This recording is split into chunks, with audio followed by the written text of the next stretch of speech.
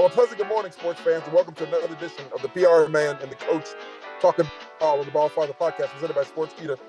I'm your man, Reggie Roberts, longtime NFL communications executive, pro sports observer, and we're joined by our man about Atlanta, our baseball guru, Dr. Chris Domino. What's up, big dog?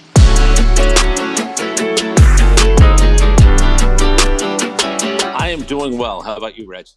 Hey, man, we're just on the road a little bit, just having to do some stuff on the road. But, like Mike Smith used to say, you got to improvise and adjust. Just want to get right into this baseball. I was watching Shohei last night on the TV. Yeah. And then I heard something last night about the guy's going to be a free agent next year. I mean, do they have enough banks in the United States to pay him? How much money he's going to get? What's the early word on who's going to pay him and who can afford it? Me, a chimp, and a cocker spaniel could get this deal done and make him as rich as anybody who's ever played any sport. It's going to be incredible. I talked to Ron Say, longtime Dodger, yesterday. Yeah, and he's out in Los Angeles, and look, everybody has visions of who could afford it. The Dodgers, the Mets, the Yankees. There's only a few. Maybe Boston goes all in. The Angels are playing good enough baseball right now where I thought they were going to have to trade him at the trade deadline. You can't wave that white flag. So here's the thing. Do I take, it's really simple math. Who's the best hitter in baseball? What's he make? Who's the best pitcher in baseball? And by the way, the best pitcher in baseball, there's two guys making $43 million each this year in Scherzer and Verlander. So if I'm the agent, me, the chimp, the cocker spaniel, I'm saying I want $43 million in one. That's just one part of the deal. Then I want, $35 million plus one, and then start doing the math. That's really what he's worth relative to everything else in the game. Now that number's not going to happen, but it's going to start with a 5 at a minimum. Yeah. Okay. I mean, when you look at it, but here's the downside. Okay. The guy pulls up, he hurts. Oh yeah. Yeah. Okay. Then you've not only have you lost one player, you've lost two. Yes, that's exactly right. Now, I will tell you this, Reg, with all due respect to everybody who's in the majors, and you, again, are the 1% of the 1% of the 1%, but no matter if a guy is making $720,000 and has no back of a baseball card, or he's making $43 million and he's walking into the Hall of Fame, every time these guys take the mound, you got to do this. Right. And then you got to ask the guy sitting next to you to cross his fingers too, because that's the mentality and the reality of this game is I never know if that guy's going to be back out there 5 days from now. You don't know, and he could be pitching like he pitched last night, and he goes to the plate and gets plunked, gets hit on the elbow, gets hit on the ankle, or breaks a finger, whatever, or he has an Aaron Judge moment when he's playing at Dodger Stadium and he bangs his toe, and nobody knows when that guy is coming back. What do you do? So here's the other thing, and the NFL world with the cap. Major League Baseball doesn't have a cap, but it does. Everybody has their own, it's my cap. It's my owner's cap. There's a cap in baseball. It's just not necessarily, you get fined or you pay a price if you do this or that. How much? It's like the quarterback thing. How much are you willing to say goes to him, and then how do I spread out the rest? So let's just say it's a $50 million deal, and it's going to be more, but it's $50 million. If I have a budget of $200 million, $220 million, am I investing too much because I can't build around them? That's always been the NFL dilemma when it comes to paying quarterbacks the way that they want to or feel they need to. What percentage of it goes to him, and then can I put enough around him? Ohtani's one of those guys that if baseball doesn't capitalize, baseball, big picture, all capital letters, doesn't capitalize on that guy being more seen than he is now. Mike Trout, nobody knew. Felix Hernandez, nobody saw him play. You're not in the playoffs. If you're not in the playoffs, everything you do during the regular season is cute, but it's not October. You don't become a legend until you do something in October. You can be a great player. You become legendary by doing it in October. So the good news for baseball is only somebody who can afford will buy him, but will that team then be smart enough, have enough left over to go put enough guys around him where it's October, it's not June? When do these conversations start happening in earnest, Chris? Do they start, October, November? When do they really start? Oh, there are guys working at, so again, the NFL. There's the room that the media is allowed to see. There's the room that some media members are allowed to see. And then there's another door that nobody gets to see. Nobody can go in. Right. And it used to be the old-fashioned way. You had a board. like a draft board. It was a physical board. Now with technology, it doesn't necessarily have to be a board, but everybody's thinking about it because here comes a trade deadline. And if they were really, really out of it, not 3 games back in the wild card, you'd have to trade them. But you can't even do that now because if they traded Shohei Ohtani when they're 3, 2, 4 games out of the wild card, nobody would ever show up there again. Now you'd have 4 months or 3 months if nobody's showing up in that ballpark because you waved a white flag on them. And it's a fan base that's actually drawn. They've done 3 million people a bunch of times, but you can't do that. So then can you sign him if you're the Angels? That's Artie Moreno. He was going to sell the team and now he's not. So maybe he actually thinks he can throw enough money at Ohtani. I don't know. He becomes the most interesting free agent in the game's history. That's kind of crazy, but he's the most interesting free agent in the game's history. Yeah. I'm saying Ohtani's, going to have an address in either New York, Boston, in the Bronx or somewhere. The other LA. The other LA. Yeah. I don't. Can I give you a wild card? Give me a wild card. San Diego. If they don't sign Soto, and that's going to be interesting. I think San Diego might throw their chips in and tell him, hey, man, this is the greatest lifestyle you could ever have. And there's still a good enough team around him, or maybe they could sell him on California sunshine and everything else. Yeah, you're right. When I was working at the league office, Greg Ayala, who I don't know if you know who Greg was. I do. Sure. Yeah, league spokesman, one of my mentors, probably the best spokesman ever, never said the wrong thing in 30 years when he was there. We were out in San Diego kind of doing some scout searching of facilities who needed a new one, what the upgrade, what it was going to cost, et cetera, et cetera. And we walked into where the Chargers used to practice. They used to practice in this canyon where the facility was crappy, but it overlooked this beautiful canyon. Yeah. 5 degrees. And he said something funny. He goes, you know what, Rich? He goes, you don't want to know why they can't win? He goes, it's too nice. He goes, when you practice in this and you're going home, you got the beach, you got the beautiful girls. He goes, they haven't had enough adversity. And he's right. I mean, living out there will make you fat and happy. It really will. And, in that world, what do you have to do? I only got to fill up my stadium 8 times a year. Right. That ain't very hard. It's the NFL. No, it ain't hard. Hey, can I go off on a couple of things? Yes, please. The floor is yours, sir. Yeah. First of all, the Yankees, they look like the team of Aaron Hickses since Aaron Judge went down. I'm so upset. I hate him. Yeah, Judge went down, and it's a collectively their numbers are Aaron Hicks numbers, the guy they released who's now hitting for Baltimore. So I don't know what the Yankees are going to do, but you do realize the value of Aaron Judge. But when you talk about LeMahieu, Donaldson, Stanton, the money they've spent, Garrett Cole must be sitting there going, well, listen, my back is broken. I can't carry you bums any further. So that's my first one. Their collective numbers since Judge went down, and I'm not kidding, somebody ran the math. It's Aaron Hicks-like. Here's my biggest thing. 2 things in the world. The Oakland A's, $380 million. Vegas said they're going to give them the money. There's still a chance that the owners won't do it because they have to have relocation papers and everything else. I'm so angry that turd of an owner is going to absolutely get a Willy Wonka golden ticket. He's going to go to the 40th. Reg, they're going from the 6th biggest market to the 40th. Right. That doesn't even make any sense. Oh, wait, except it's Vegas. So Vegas isn't a typical, who's ever 39 and 41, they ain't Vegas. Who's ever 29 is not Vegas. But the idea that this guy is going to get to walk and take. Have you heard the stories about their building? Oh, I've been in their building. It's awful.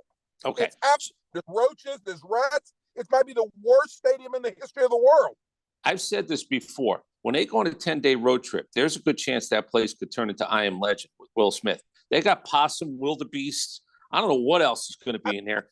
It's crazy. They have literally animals falling out of the tile ceilings.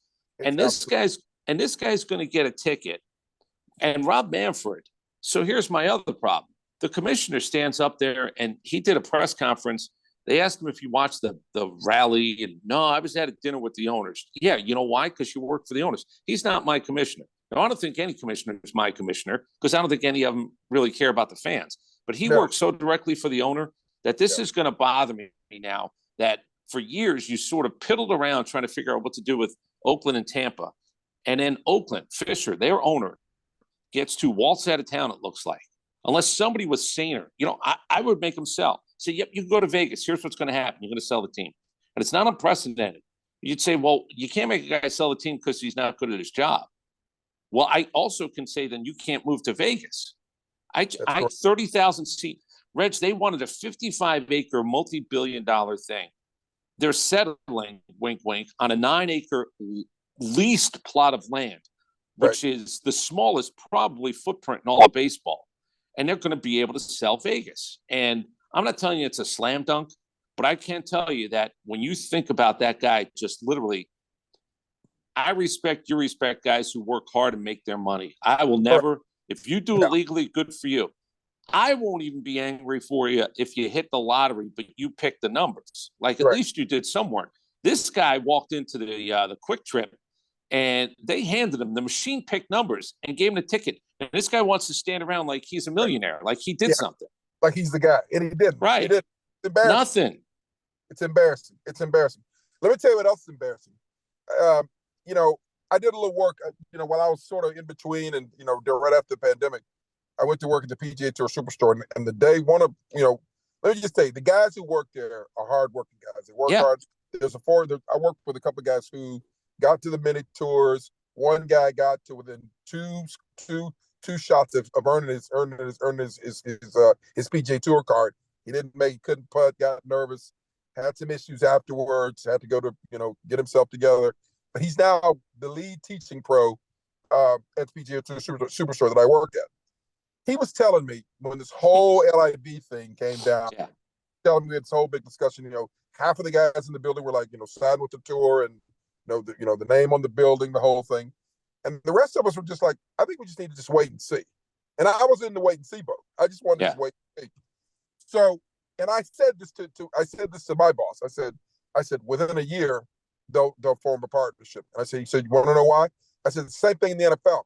I said when players say, well, I'm doing it just so I can take care of my family, which means it's about the cash. Okay. Mm-hmm.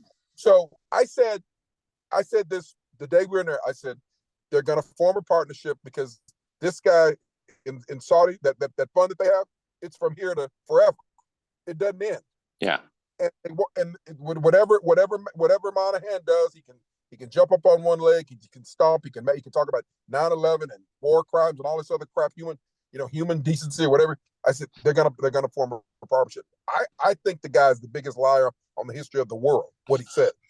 He's got a lot of guys mad at him. Look, we had Nota Begay on yesterday. If you want, I'll send it to you. I don't think Monahan is there. Look, I hope medically they say he's got to take a medical leave now. I don't know what's wrong with him. If anything was wrong with him, I won't call it a total fabrication because I'm sure there was stress involved in all of this. And listen, being hypocritical can absolutely do some things medically to your body. And that's the minimum. That's the minimum of what he is. I don't think he's in the job. This seems to be a nice way to maybe ease out. I don't think if it was one man, one vote. So I asked Nota Begay, like I mentioned, the commissioners, all of them work for the owners. So who does Jay Monahan work for? Well, he works for a board that but what's the representation of players?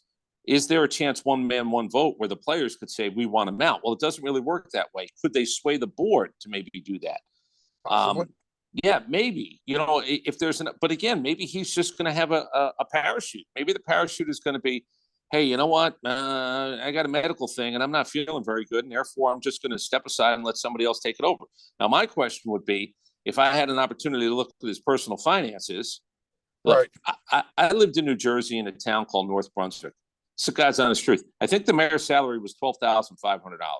But people fought for that job. Listen to the 80s. I'm not kidding. It was $12,500. People fought for that job like they were going to, there was a rainbow with a big pot of gold at the end. Well, there was, because it was land development, housing.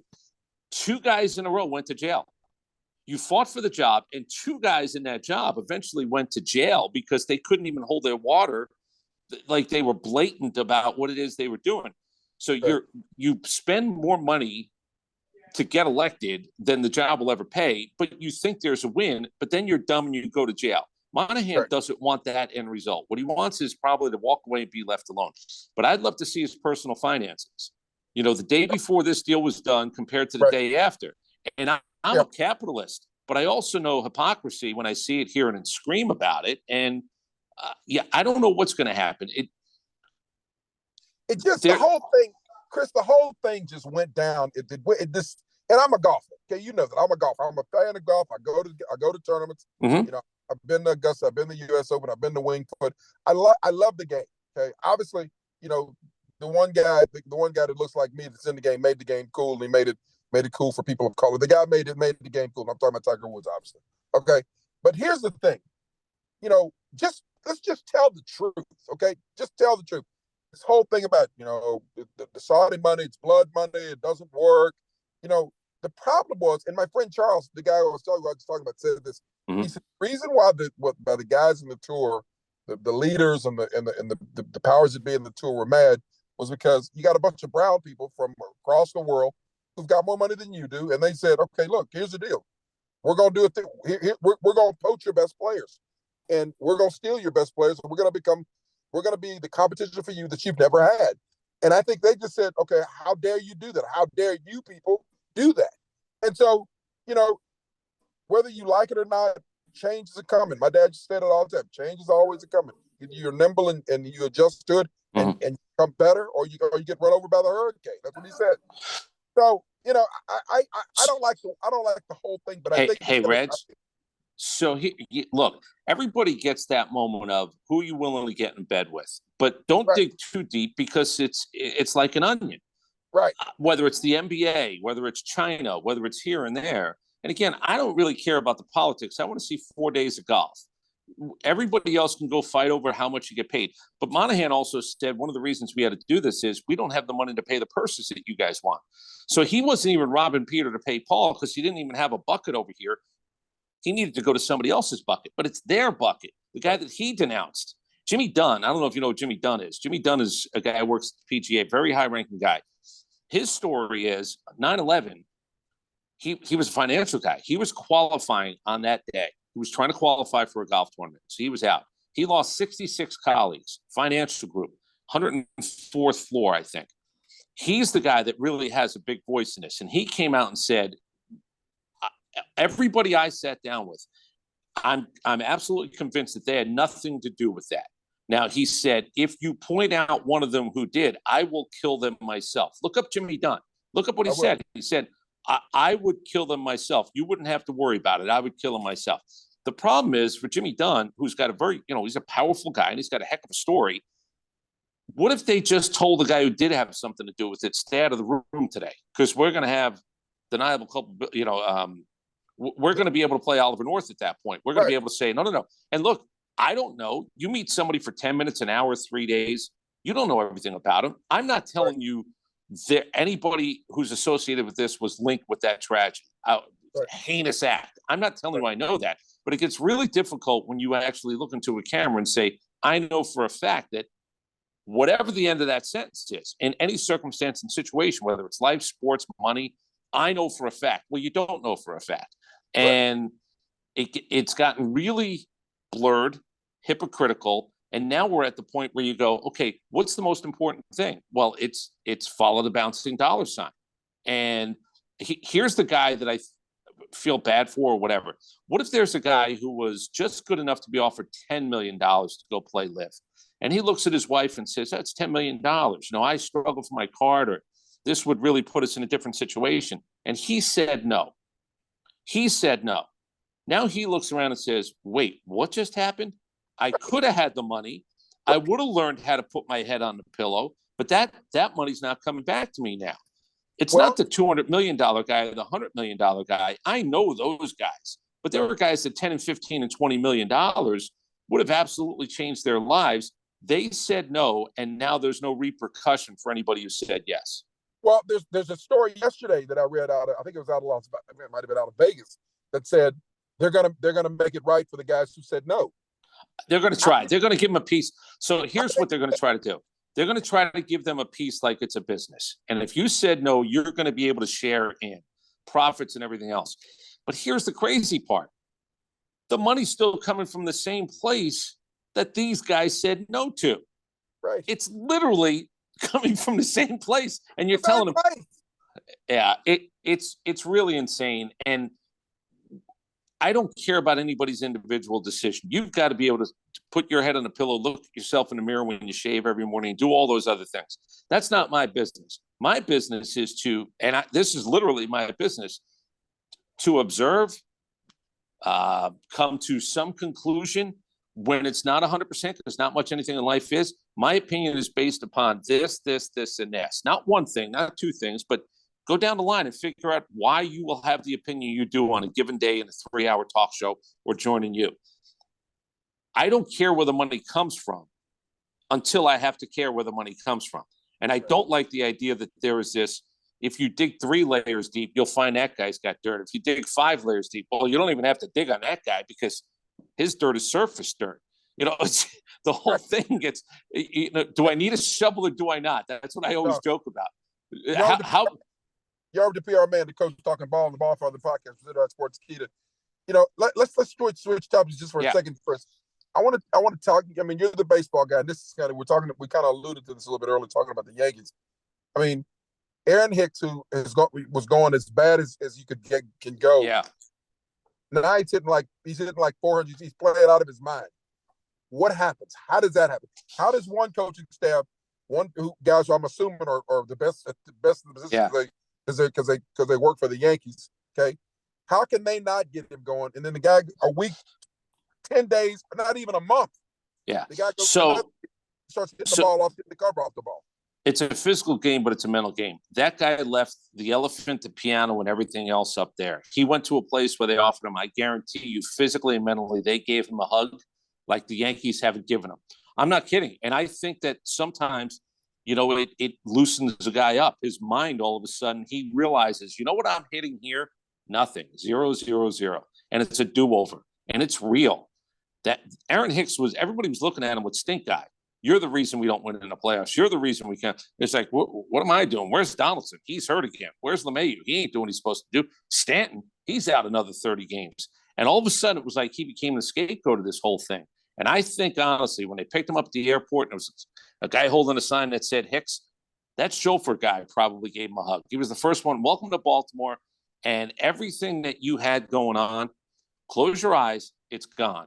It's gone. You are hitting nothing for us, and you're going to help us. We're sort of a little bit of a surprise team. 5 games back at Tampa now. You are going to help us, and I think that freed him up. I do think, guys, some of them are better at it. They have mechanisms that could be clear. Now, here's the crazy part about baseball.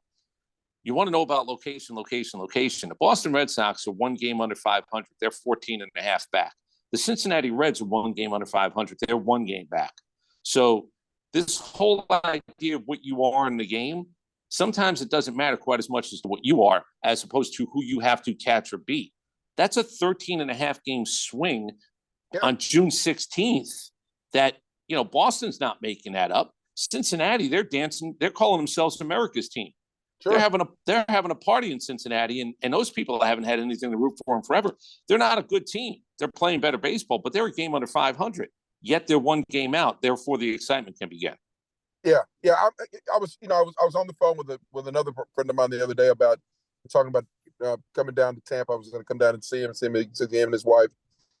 Older guy just had a new baby. Him and his wife, and we're talking. He goes, "How about my Rays?" And I said, I'm wondering how your Rays doing. I mean, you got one team that's in the AL East that's got a $80 million a year payroll. Hell, it is. And you got another team that's got a $70 million payroll, and yet they're about to hit 50 games, about to win 50. First team to win 50 this year, and they're playing out of their minds. I mean, how does that happen? How does that happen? I'm just better at things than you are, and details and mindset. Yeah, they're 50 and 22. They did it. They're 50 and 22, first to 50, and they know how to do it on less of a budget because what they touch, it seems like most guys there, to do this, you've got to play above your contract. And I've always said it. How many guys play above your contract? How many guys play above their contract? And I will tell you if you have a chance to win. It's not the guys who play to their contract. I can find the guys who play under their contract.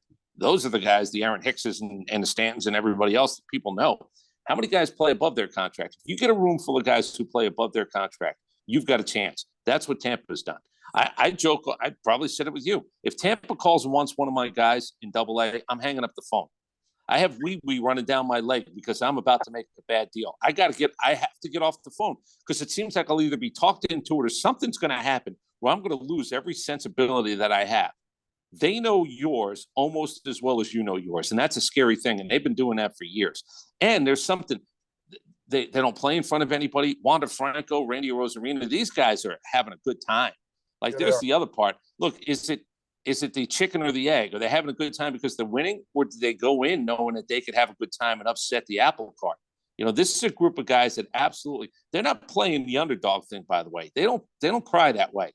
They just decided, okay, line them up, knock them down. Who are you? Your payroll? Don't care. Pow. They don't care about anything. They really and that's don't. The mentality of the organization. They really don't. They're gonna. There was someone was saying the other day, do they eclipse that? The single season win total? I think it's a little early to talk about that, but they're on their way though. They can get there. But here's the thing. It's really hard to be the worst team in baseball history. It's really hard to be the best team in baseball history. It's been 61 years since the Mets lost 120 games. Do you know right now Kansas City is worse than Oakland? Nobody knows that. As bad as Oakland has been, Kansas City has a worse record. That 116 wins for Seattle, it's hard to be the best ever, and it's hard to be the worst ever. So if I'm playing the field saying neither team. I would have guessed that neither team would have got to 120 losses and nobody's going to get to 116 wins. It's just hard to be that. Right. But they're fine. Yeah. Let's finish it up with the PR man, the coach talking ball on the Ballfather podcast presented by Sportskeeda. Let's talk about, an event that you like. Your SEC media days are coming up. You always know it's coming because you see these clips about Nick Saban talking about winning and the winning culture and who wants to do it. Everybody wants to be the king. No one wants to do the work. I love Saban, by the way. Love her. What are you hearing about the SEC? Is this the year Alabama topples Georgia? Did Kirby lose everybody? Does Kirby still have the magic to maybe go for the three-peat?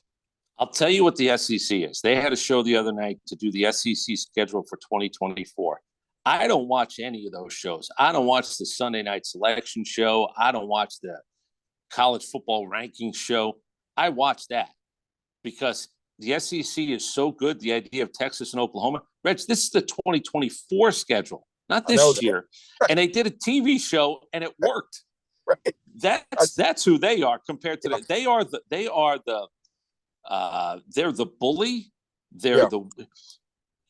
Sometimes, punch the bully in the nose. Well, everybody's trying to punch the SEC in the nose. They really are. But they had the balls and the gall to do a TV show about a 2024 schedule, and it worked because Texas and Oklahoma coming in are so perfect. Georgia's going to Texas, Austin, 105,000.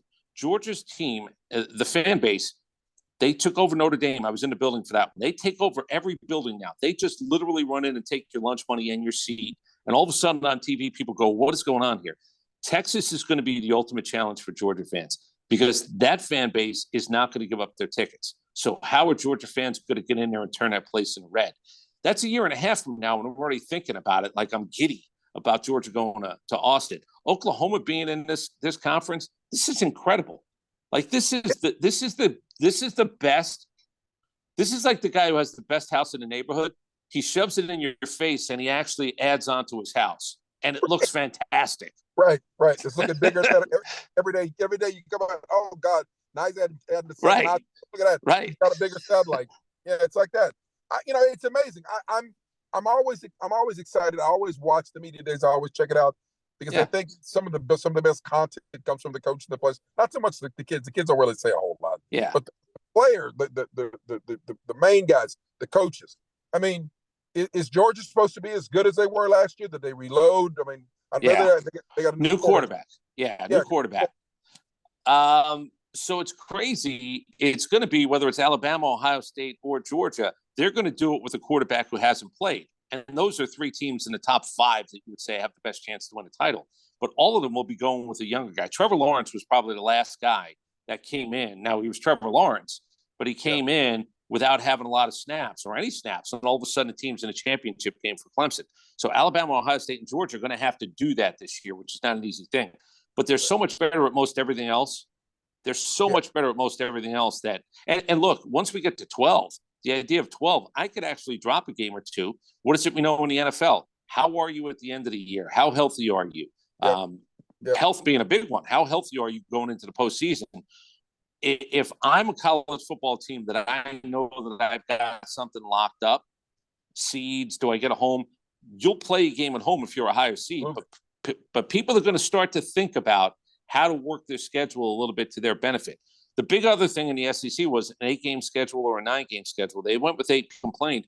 Then I saw it. I was like, what are you people complaining about? Right. I got Georgia going to Alabama and Texas in the same year. That's a win.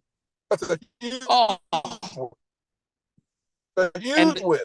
And the only reason you add, look, I went to Rutgers. Rutgers in the Big Ten makes no sense except they wanted New York, New Jersey televisions and eyeballs. But even that wasn't a smart investment. Maryland in the Big Ten, who cares? Texas and Oklahoma, you didn't invite slappies in. You took people. It's Texas and Oklahoma. That's good TV. Big TV. Right. Big TV. Right. Hey, last one. I know you're a golf guy. I just got to ask you because I'm going to hear it today on my show, and I'm going to squash it 1 minute into my show. I don't want to hear about dead guys rolling over in their graves because 2 guys shot 8 under at the U.S. Open. And I know that's a big thing. Yep. How could the U.S. Open have 2 guys shoot? Listen, slow down. It's not what there are people alive who will roll off their couches and recliners. They're going crazy. The 2 guys shot 8 under. The course is interesting. It's never been played. Nobody knows it. You had 2 guys who absolutely scored. Too many guys under par. Nobody shot 80. Are we still holding on to things like this? Like the U.S. Open can't be a tournament that you win at 2 under or 3 under. That's ridiculous. Yeah, it is. Listen, I'm about breaking traditions for a lot of reasons. For a lot of reasons, some of which you and I have talked about off air. Yeah. I think it's great for the game. You know what? It's a hard course, but here's the thing: the two guys who did it are really good players. They're really good players, and at some point, the guys are going to just have a day where, you know what, everything he hits, everything he rolls, it goes in. It's just one of those days. Now, here's the thing: you mentioned it earlier. You alluded to it earlier. You got in golf, you got to do it for 3 days. Got to do it for 4 days. Yeah. So, and there's all these factors that sort of can affect that. There's wind, there's rain, there's heat, there's a lot of stuff that can affect it. So, my sense is they'll all come back down to earth before the weekend's out because they're supposed to get a little rain. It's going to get the greens are going to get a little firmer, and that always affects you as well. But there's so many factors that determine how well you hit that golf ball, how well what the golf ball does when it gets and different guys go to bed. Front runners sometimes are not good at it. The guy who wants to chase, he might be better at it. My only point was the 8 under was so galling to people. Yeah. Like people were freaking out. Like, what are you freaking out for? I thought it was, and it's because it happened to 2 good guys. Fowler's a good guy. I've always liked him. And Shoffley might be one of the best people that the good Lord ever put on this earth. You talk about a solid human being.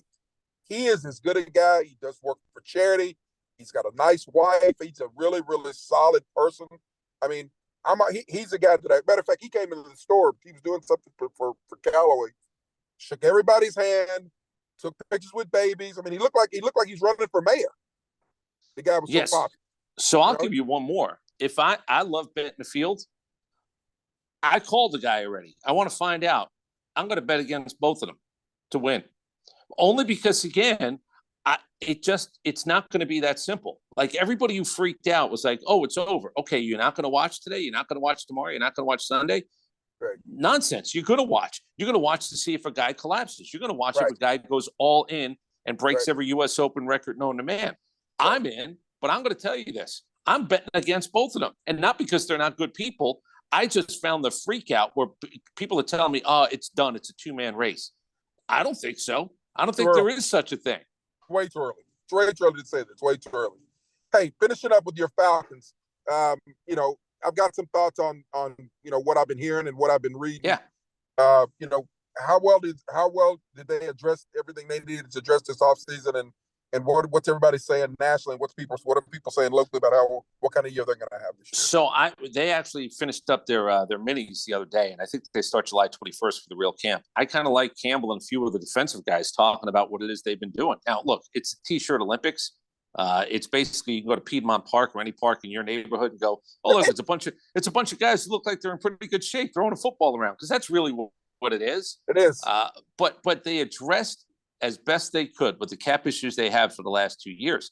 They've got guys who I think want to extend careers. I'll take a chance on a guy like that. They got guys who want to get paid more money. I'll take a chance on a few guys like that. It's not perfect, but we found out you don't have to be perfect, especially in this division. This division is sort of like the Central Division in baseball. You go, I got a shot, so does he, but he doesn't have a better shot than I do. I actually like it. I spent the last 2 years, this is God's honest truth, on air. God's honest truth. I told everybody, guys that I work with, I said it into a live microphone, fellas, I ain't getting emotional about this. They are not winning to the level where I need to be emotional. I'm going to root, but I'm not emotionally rooting. I'm not financially investing the way that maybe I have in the past, but I'm also not going to be disappointed.